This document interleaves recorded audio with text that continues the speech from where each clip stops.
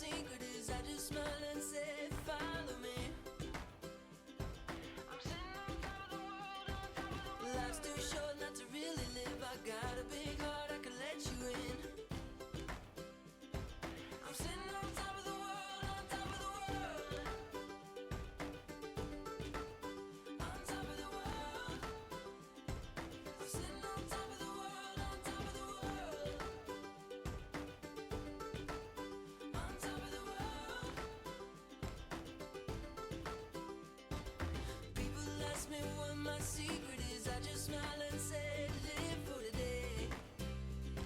I'm sitting on top of the world, on top of the sun came up and I gotta say, see it in a whole new way. I'm sitting on top of the world, on top of the world. Yeah. On top of the world. Yeah. I'm sitting on top of the world, on top of the world. Yeah. On top of the world. Yeah. I'm sitting on top of the world, on top of the world. People ask me what my secret is. On top of the world. I'm sitting on top of the world, on top of the world. Ask me what my secret is. On top of the world. I'm sitting on top of the world, on top of the world. Yeah. Yeah. I'm sitting on top of the world, on top of the world. Yeah. Yeah. I'm sitting on top of the world, on top of the world.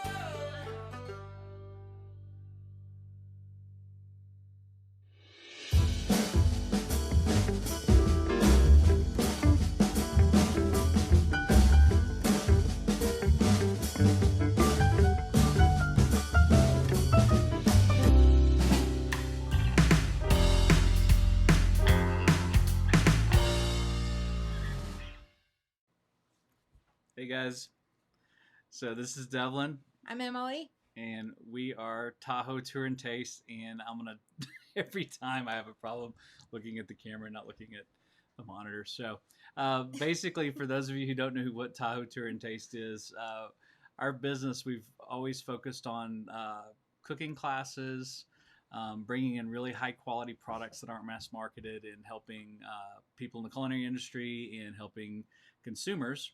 And so, with this fun COVID thing that's been going on, we've kind of moved back to the cooking classes a lot because that's about the only thing that we can do because all of our live events have been shut down across the U.S. And so, we've started partnering with a lot of local businesses and some of our friends across the U.S., and we're trying to bring this all together for our customers. And so that's what Tahoe Tour and Taste is. We're partnering with some wineries, Hey, some Jennifer. restaurants. Hey, Jennifer Brandt. And so we're trying to bring a lot of the information that we've just been blessed with to our customers because it's a lot of stuff they're constantly asking us about. And so today is one of those videos. And today we're going to actually interview somebody that we honestly can't believe that we've had the privilege to work with.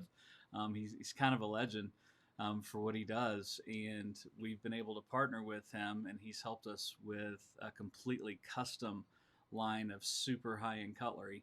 And I'll let Emily kind of talk about him real quick. Yeah.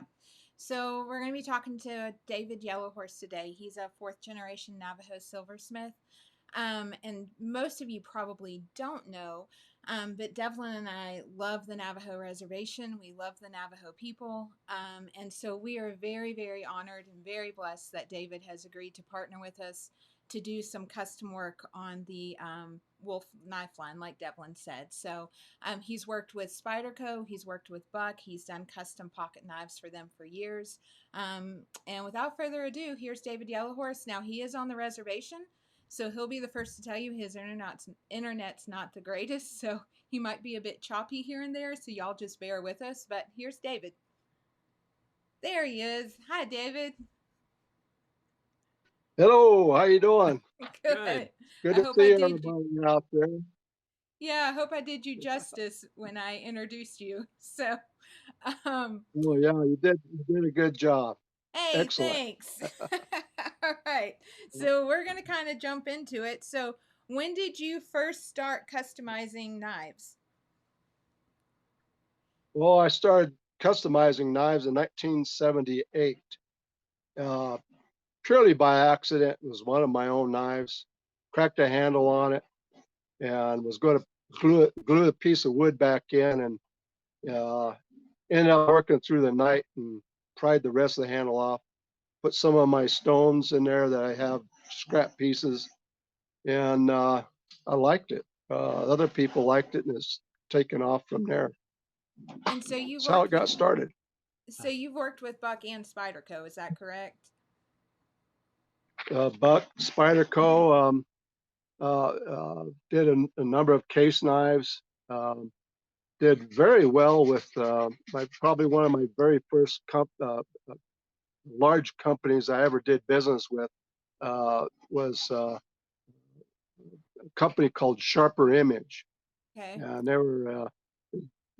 they had a lot of neat things on a catalog that they sent out to Yep. everybody. It was pretty neat. It was pretty neat. I remember them. The gentleman that owned it, the gentleman that owned it was his name was Richard Thalheimer, and they were based out of San Francisco, and it was a good journey with them. Yeah, they they started getting my name out there, and of course once I connected up with the Buck Knife Company, another large company, they helped put my name on the map with because they promoted me quite a bit. Yeah, yeah, Gotcha. Gotcha. yeah, And there's a trading post right off I-40, correct? That you guys have yeah, had for yeah. years and years. Oh Is that yeah, right? yeah, yeah. That's my dad and my uncle started out in the early '60s, and that was before I-40 came through our reservation here. Still Route 66 back then. Okay. Yeah, and it was So four brothers, and they started the trading post. so for Yep. everybody watching, so if you're on I-40 headed I-40 west towards California, and it's Right. as soon as you cross in from the New Mexico to the Arizona line, what exit? It's exit 1, isn't it? It's Right when you cross into it would be exit 359. Okay. East going up. It's an Arizona exit. That's the last exit of Arizona. Right. Gotcha. Yeah. So it's exit Yeah. 359, Right. and you're Yes. right there on Yeah. the right, correct? Right. That's the beginning of. That's actually where the state line is, but also where our boundary line is of our Navajo Nation Oh, starts okay. there as well. I Yep. did not know that. So I learned something today. Thank you. Yeah. Yep. Yeah. Hey, I Steph. live I live on the I live on the the most southeastern part of the Navajo reservation. Okay. Yeah. All right. Yeah. And then Devlin, About you as had a far as question. you can go. Yeah, and the last time we luckily got to go to a shop before all this madness happened, and we Right. noticed while we were walking around in your shop, you had a plaque from the CIA on the wall, and you told us a really cool Right. story about that. Do you mind sharing that with everybody real quick? Right. Yes, I do have a plaque. I don't know. You can see a little bit of it. Yep, Uh, there it is. yeah. I don't know if I can get a closer up look. But anyway, there was a gentleman. It's hanging there on the wall. There was a gentleman that was coming through and seen our signs, Yellowhorse signs, and he came into the store. He says, "You folks know a David Yellowhorse by any chance?" And I said, "Yeah, that's my brother." And he was talking to my sister, and he says, "Does he live around here? Could I speak to him?" I mean, she said, "Yeah, I'll call him." So I went over there. He wanted me to come and see him. I went over there, and he said, "Mr. Yellowhorse, I just want to shake your hand. I thought I would never ever meet you." I said, "Well, good. I'm glad to meet you, you know." And he goes, "Well, you don't understand. You helped us quite a bit in our efforts against terrorism." I go, "I really? I did?" He goes, "Yeah, yes, you did. Unknowingly, yes, you did." And basically, what happened was he told me that uh, they were trying to make friends in Afghanistan, And the only friends they could come up with there were tribesmen. And the tribesmen over there in Afghanistan were, they didn't believe in what the Taliban and all them people were doing over there. So they were trying to make friends with them and see if they would help them find this Bin Laden guy that was responsible for the 9/11. So these are guys that are undercover and they're CIA, and they were meeting in Scottsdale, Arizona, about this issue. And they happened to, at lunchtime, they're browsing around in a store and they see some of my knives in there. They go, oh my God, this is what we got to take back. We got to take some of these back to gift these tribesmen over there. And they did. They bought 10 of knives, all the knives they had 10 knives in stock there. They were showing, and they bought them all. And I asked him, I said, God, that had to cost you a lot of money. He goes, well, it didn't cost me nothing. The taxpayers paid for it. Yeah. He said it was so instrumental when we took them over there and made friends with these Taliban. They're the tribesmen, to try to get help and information about the Taliban. He said, they love these knives, and it was our end. He says, you made the biggest difference of us friending these folks, and they helped us. And it was instrumental in finding this Bin Laden eventually in Pakistan. And he That's said, amazing. he says, I want you to come to dinner, in a couple of weeks. I'll call you. He says, I got to get my boss involved on this. He's retired now. He was my boss in CIA, and I'm gonna tell him I found you. So they came to Gallup, New Mexico, a little town over here near our reservation. I had lunch with them, and my wife and I, and they presented this plaque to me and give it to me. And I'll kind of read real quick what it says. Let me see if I can. It says, to David Yellowhorse, it says, in grateful appreciation for your leadership and dedicated service in the war on terrorism and support to a program of the highest national priority. I was just dumbfounded. I'm dumbfounded every time I think about that. Yeah. That's just amazing. I said, you guys did all the work. He goes, yeah, but you just don't understand, Mr. Yellowhorse. They loved your work there, and it helped us get in tight with these folks. That is so awesome. Well, I was grateful for it.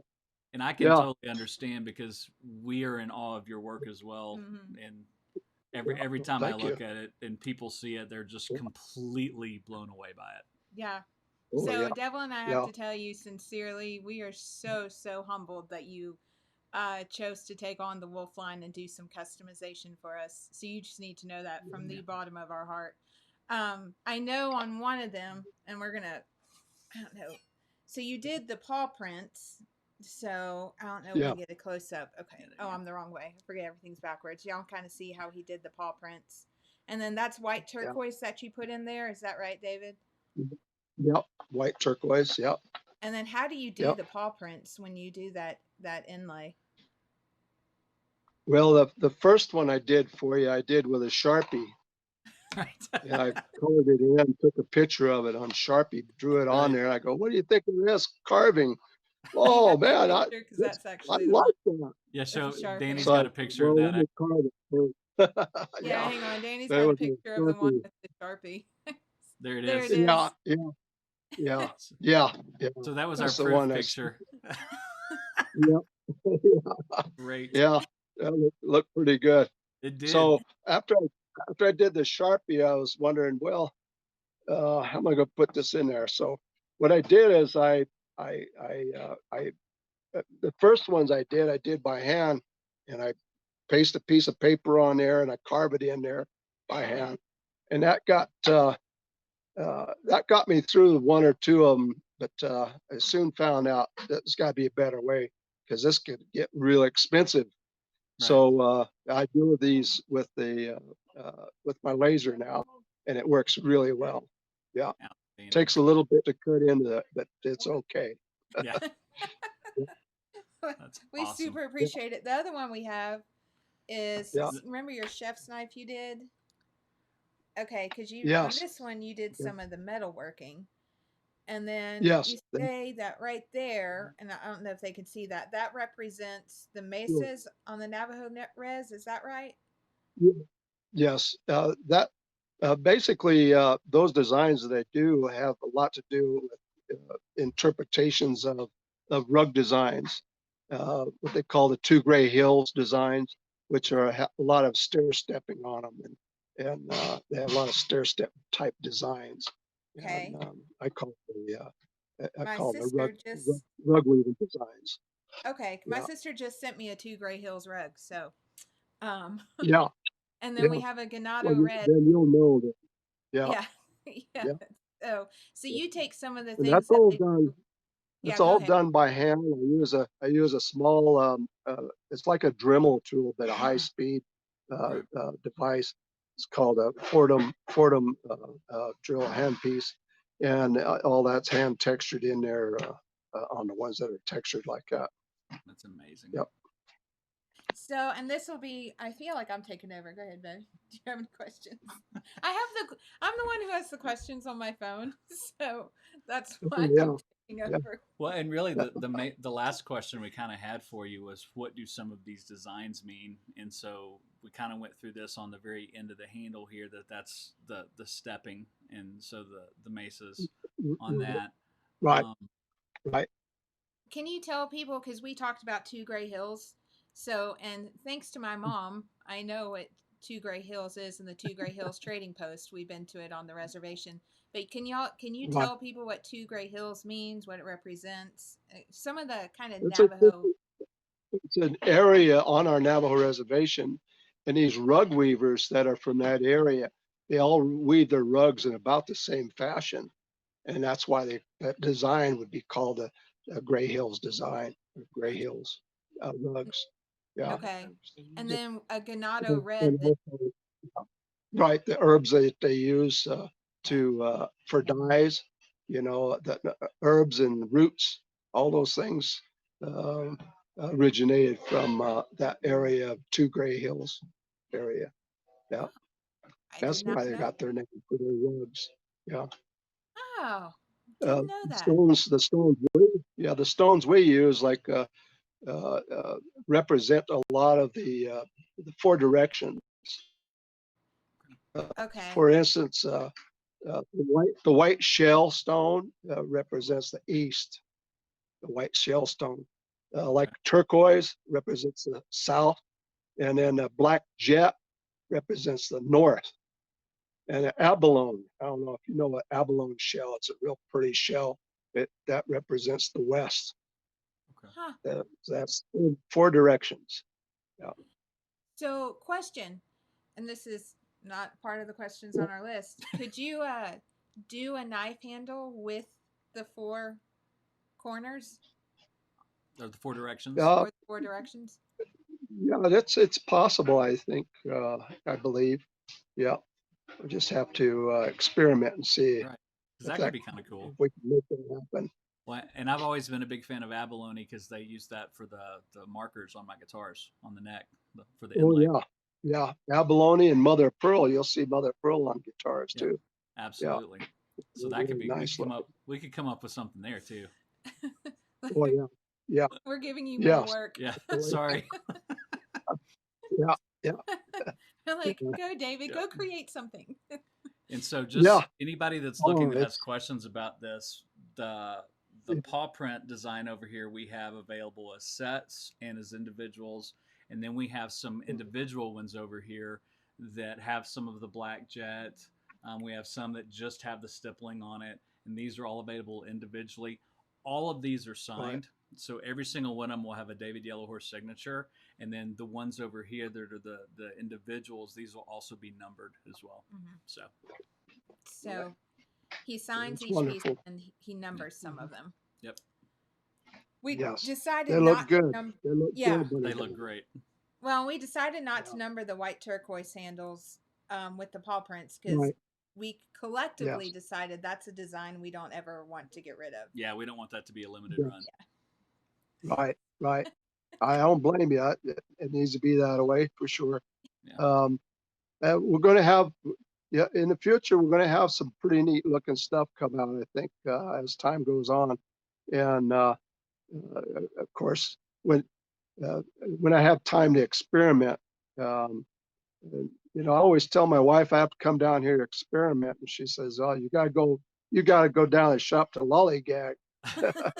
And that's R&R is what it's called, I guess, Right. research or R&D, I guess. Yeah, Or, there you go. I don't know what they call it in the real world, but but it is kind of lollygagging, really. When you when you go to develop something new, at least for me, uh, it, I could go do something with a plan of doing something and end up doing something totally different, and then find something that worked Mhm. and purely by accident, But it's all about getting down there on the bench and working and just trying something different all the time. Um, and all of a sudden you find something that works. Um, the older we get as artists, what limitations are of your materials and stuff. So we always try to uh, uh, to to further those limitations, to break the limitations down, and that's how we come up with new designs and new techniques, stuff like that. So it's a very helpful part of just lollygagging on the bench, as we call it. Well, Yeah. we welcome you to experiment as much as you want on anything that we send you. So Oh yeah. we super Yeah. appreciate it. We love everything that's come out so far. Yeah, Yeah. we do. I think that's actually how you came up Well, with the thank paw you. prints Yeah. was lollygagging Oh one day, yeah. and you I sent was me a design. lollygagging with a Sharpie, Yep. Yeah. and I go, wow. When I was done, I was like, oh, I like that.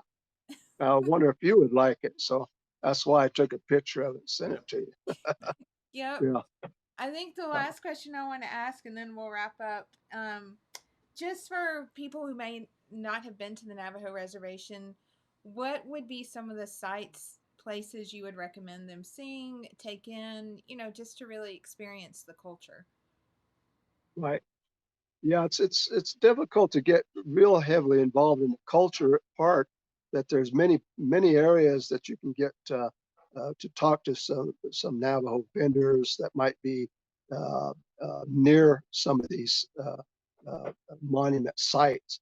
Uh, Grand Canyon is one, of course, in Arizona, and partly on our Navajo reservation as well, where you'll run into Navajos there, craftsmen, folks that are used to talking to tourists and people who come through. There's another one called Canyon de Chelly, uh, Yeah. uh, from here, about 70 miles from here. It's a beautiful area. It's like a miniature Grand Canyon, um, with vendors there as well. That are local vendors Okay. that live locally there. It's a pretty neat area. Um, that, those are probably two of the ones that I like. There's some higher up near Kayenta, um, where you have uh, Monument Valley. You have these red rock spears of red rock sticking out of the out of the out of the desert, out of nowhere. It's really neat looking to see that area. Um, Winter Rock, our capital, our Navajo Nation capital. It's an interesting place where you will see a lot of natives there, and they have a swap meet there. Um, they have a museum, some other things that are pretty good as well. Okay. So there's a few things here on our reservation to do. That's for sure. Yeah, And then there's the Crown Point rug auction, which I think they've yeah, quit doing it during COVID, but that was what, the yeah. third Friday of every month, I think. Right. Yeah, I'm not sure on that one. There is one also in Ganado Oh, at the okay. Hubble Trading Post. Yeah, Oh, which is pretty good. we might need to Yeah, go there because I need some more Navajo yeah, rugs. So yeah, yeah, yeah. didn't know I, about that one. I don't know if I haven't seen them advertising lately or anything, but maybe because of the Colvick stuff. Yeah, But it's a that's neat fun. area. Yeah, Well, the Ganado's a small little Indian community. It's pretty neat. well, the Yep, way we discovered you is just so everybody knows. So last yep, September, we went to the Crown Point rug auction with my mom and dad and sisters for my mom's birthday.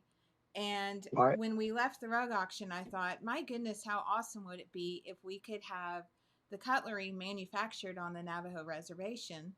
And of course, I had no right, idea how to get that started or what to do. So I Googled Navajo knife makers. And of course, you popped up right, first. And it took me right, about a right. month to get the courage up to call you. But Yeah, well, that's I good. called and I'm glad you did. Yeah, thank you. yeah, yeah. It's a pleasure knowing you both Devin and yourself, and uh, I, I look forward to creating a whole lot more kitchen knife art pieces for you folks and for Amen. your So do customer. we. Yeah, So do we. Absolutely. yeah, Thank you, yeah. David, for your time. We super, super appreciate it. So Oh yeah, we need to my let you pleasure. get back to lollygagging. Yeah, yeah. I wouldn't have missed it for the world. Absolutely. Awesome. Yeah, And then everybody, we've got a page on our site that features the what we've got through David, and then I'm also going to put a link to his site if you're looking for hunting knives and pocket knives and things like that, because they are, as you've found, they're not only world renowned, they've helped save the world. So we're very excited about that. And then remember, if y'all are on I-40 West, exit 359 and the New Mexico exit, literally get off and his trading post is right to the right. You can't miss it. It says Yellowhorse Trading Post. So Absolutely. stop by and see him and meet him and his wife and his family. Yep. Anything else? That's it. We out? We All out. right. We out. Thanks for paying attention. Thanks, All right. guys. Bye, y'all.